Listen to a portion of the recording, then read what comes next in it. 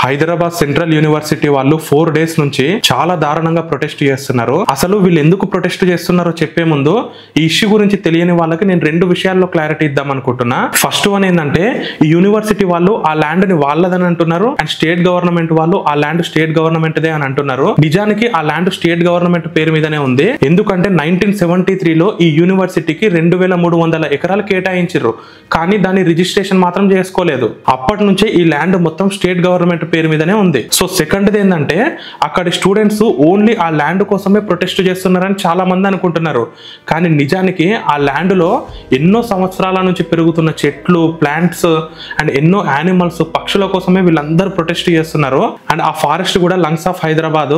ఆ ఎన్విరాన్మెంట్ కనుక డిస్టర్బ్ అయితే హైదరాబాద్ ఫ్యూచర్ లో చాలా ప్రాబ్లమ్స్ ఫేస్ చేయాల్సి వస్తుంది. అందుకే ఇలాంటి ప్రాబ్లం ఫ్యూచర్ లో రావద్దని చెప్పేసి ఆ స్టూడెంట్స్ ఎంతో కష్టపడి ప్రొటెస్ట్ చేస్తున్నారు. సో మీకు క్లారిటీ వచ్చింది అనుకుంటున్నా. సో అందుకే ఇప్పుడు మనం చేయాల్సిన పని ఏంటంటే మన సీఎం రేవంత్ రెడ్డి గారిని రిక్వెస్ట్ చేసుకోవాలి.